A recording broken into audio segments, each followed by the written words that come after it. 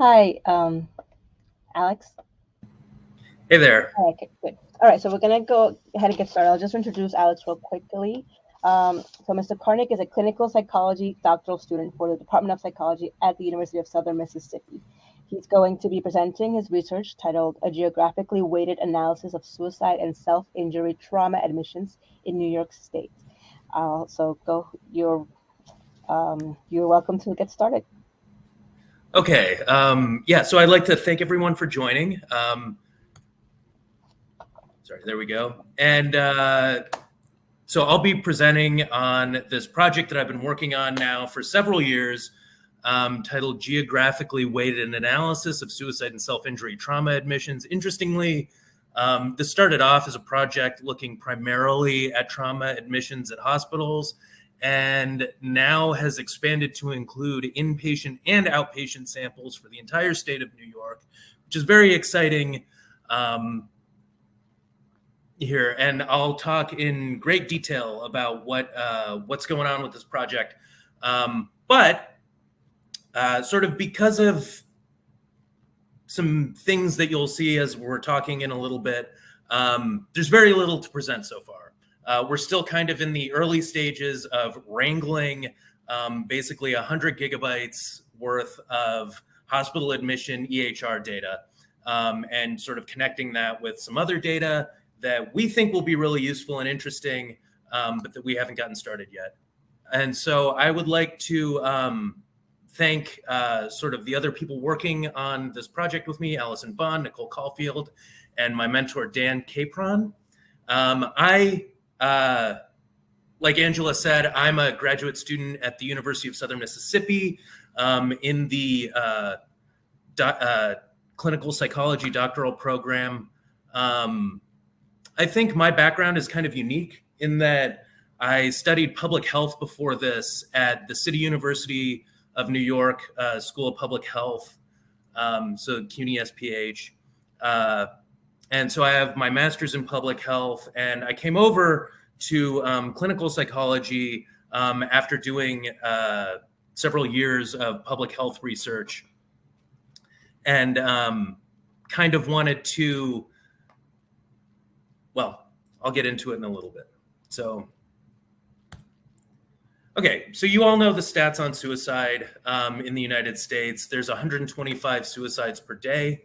That's one suicide every 11 and a half minutes. And during this presentation, 2 people are going to die by suicide. And yet the predictive capacity for suicide is low. There was a pretty major study that came out a few years ago looking at sort of the ability to predict suicide, and indicated that it's about 50%. So not much better than a coin flip. And what is the reason for that? So current suicide research relies on data from decedent samples. And so that's samples of people that have already died by suicide, and uses psychological autopsy to learn information about these people. And so a psychological autopsy is sort of like learning more about the individual after they've died, kind of talking to people that they knew and learning more information about them, and then deriving sort of hypotheses about relationships with like causal factors related to their suicide from this sort of retrospective approach. Alternatively, a lot of suicide research relies on data from populations that are already thought to be at risk for suicide.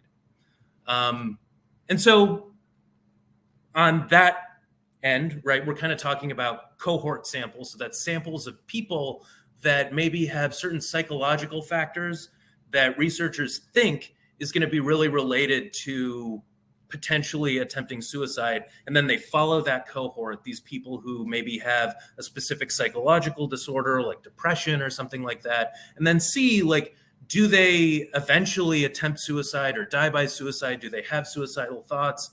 Another big problem when we're talking about understanding suicide and suicidal behavior is that we end up looking a lot at suicidal ideation, because ideation is very relatively common in the population, whereas suicidal behaviors and actually attempting suicide is less common And dying by suicide is a pretty rare event.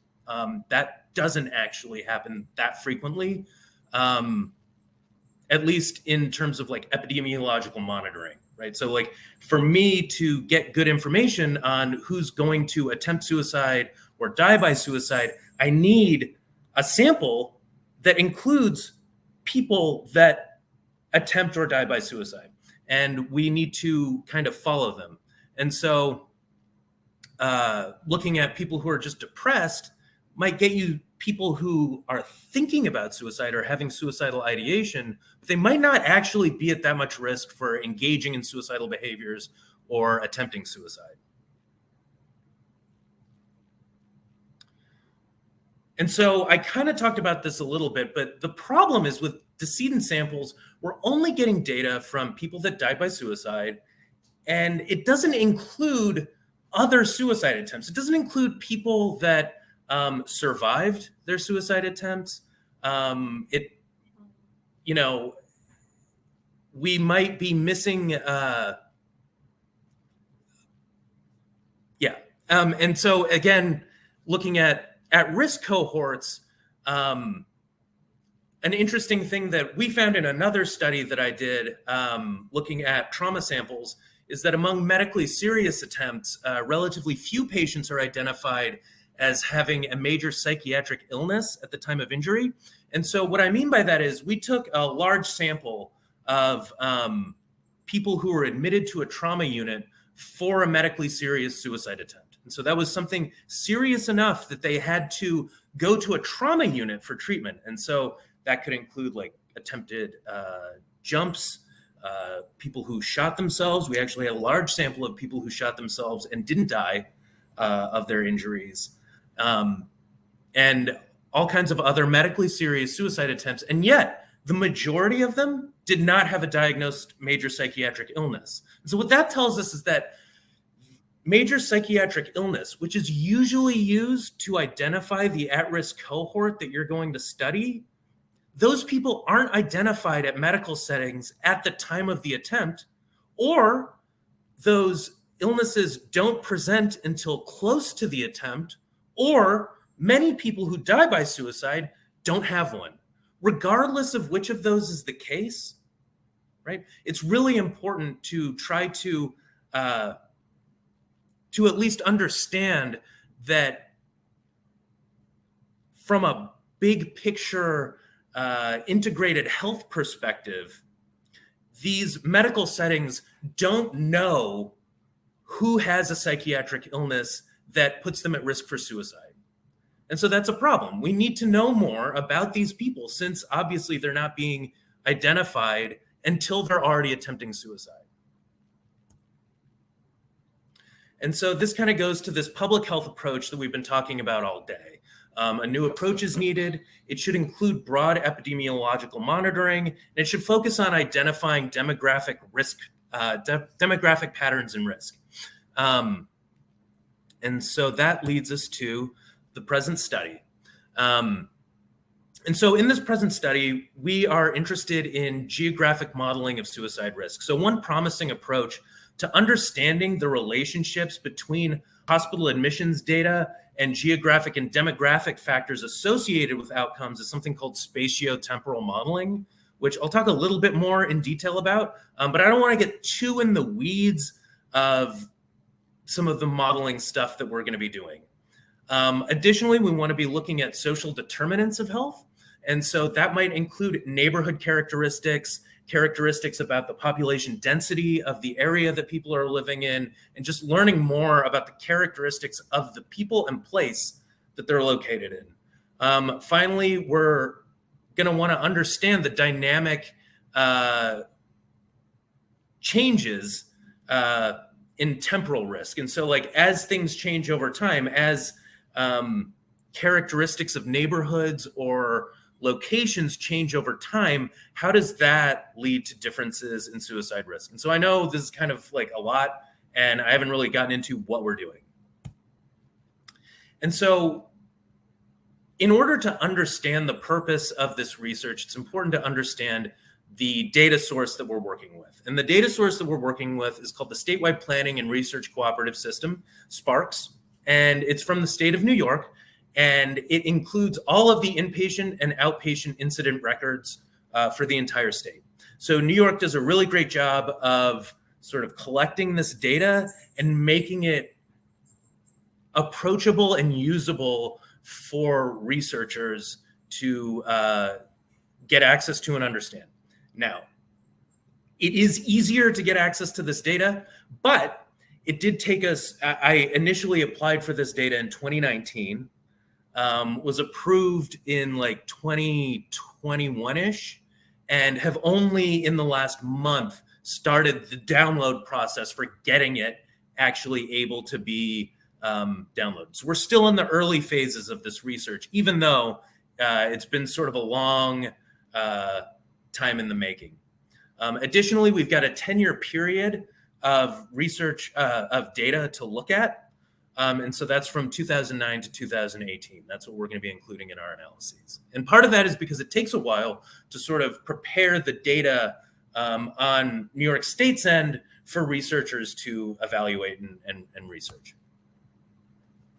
And so we have two primary aims of this study, of this research. The first is to assess associations between geographic and population characteristics. And so those might be median income, racial composition and population density, and health record data for suicide-related hospital admissions. And so we're going to identify suicide-related hospital admissions using ICD-10 codes. I've published a couple papers now sort of looking at trauma admissions using this data, and that's been very fruitful. And then we're also going to develop spatiotemporal models of hospital admissions for suicidal behaviors that can be used to improve methods for epidemiological monitoring and the prediction of suicide events. And so our first hypothesis is that population density, racial composition, median income, and the proportion of single-family households, and this is all data that will be gathered or has been gathered from the United States Census, and we're going to be linking that. We're in the process of linking that with the SPARCS data right now.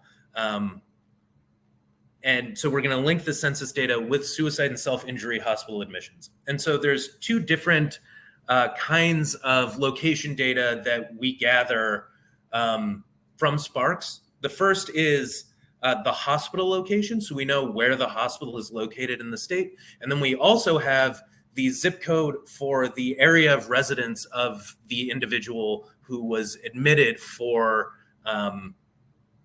suicide or self-injury. And so we're going to match up neighborhood data with the residence data to learn more about where these people are from and what their neighborhood characteristics are like. And we're going to use geographically weighted regression to better understand those relationships. Our second hypothesis is that the use of firearms for suicide will be associated with increased rurality, the proportion of white inhabitants in the area, and the proportion of male inhabitants. And this is based on kind of a lot of research in the past that's indicated that, firearms are more prevalent in more rural areas. Firearm suicides are more prevalent in those areas. That white inhabitants are more likely to own firearms. Male inhabitants are more likely to own firearms. And so we suspect that firearms will be associated with those factors.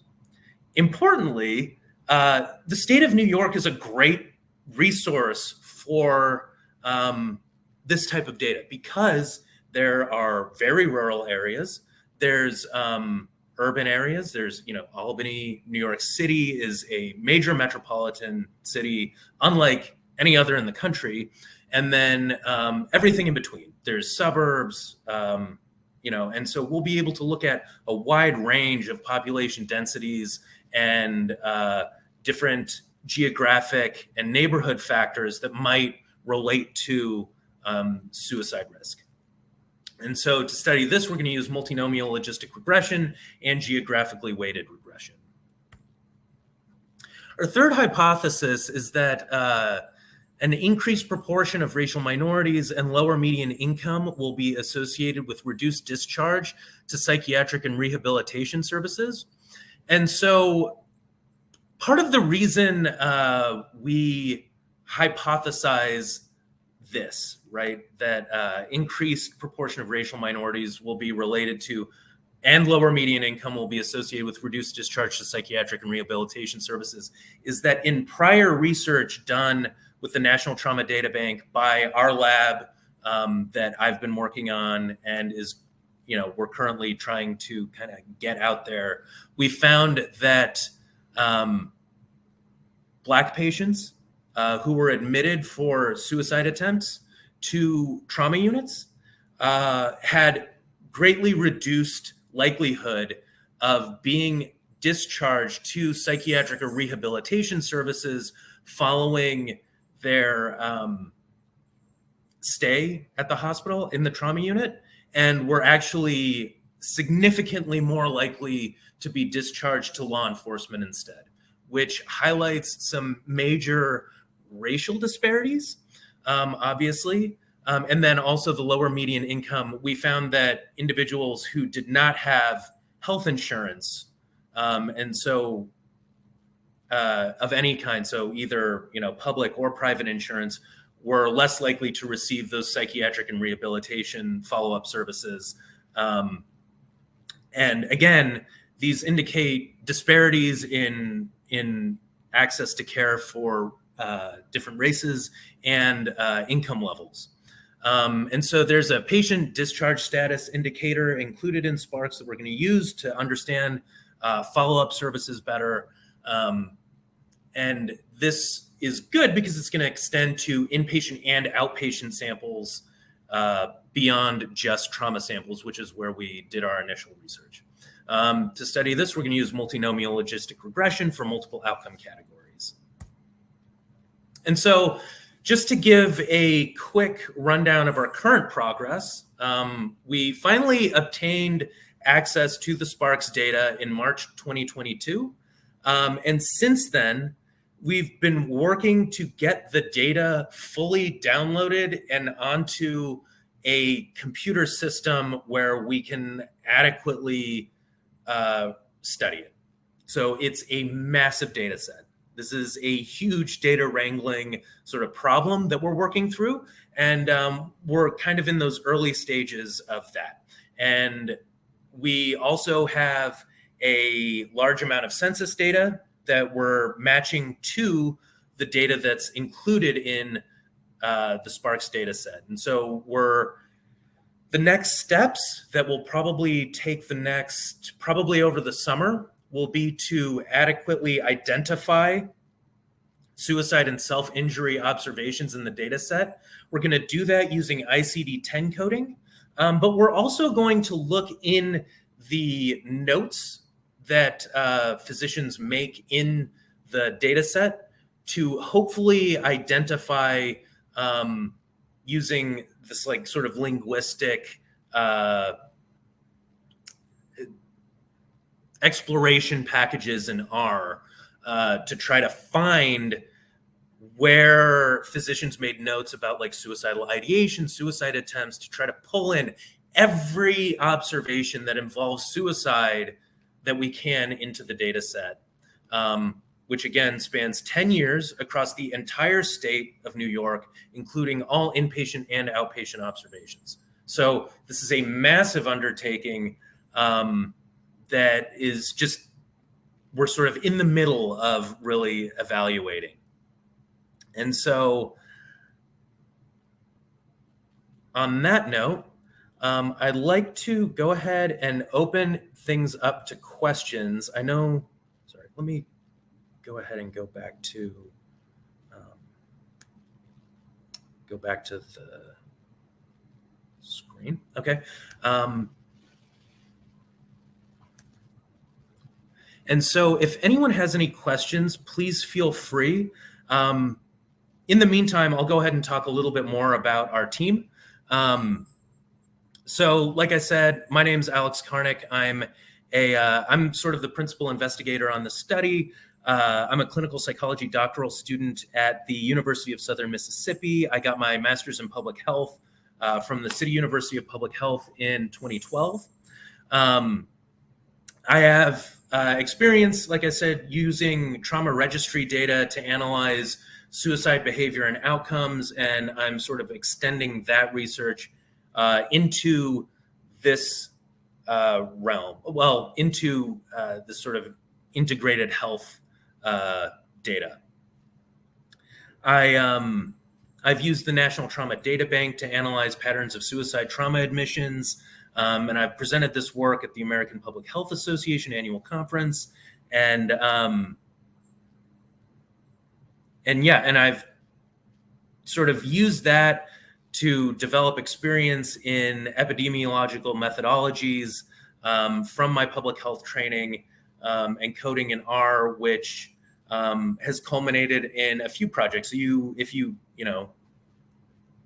look at my name or anything like that, you'll find that we've done a couple studies recently looking at psychiatric and physical health comorbidity in trauma units and how that relates to suicide risk, and then also looking at alcohol and substance use and how that relates to suicide risk.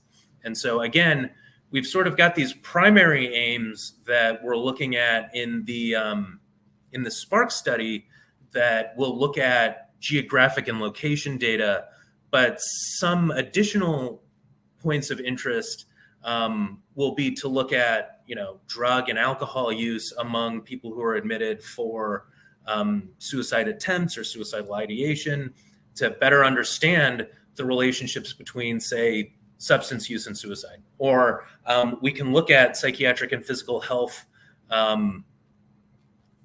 physical health comorbidity, and look at that in the sample as well. And so I see there's a question here. It says, how do I think the results would change if we had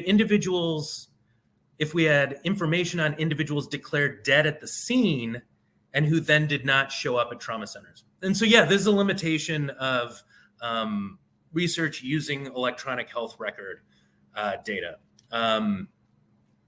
So in trauma data, there's still a large sample of people who were declared dead at the scene.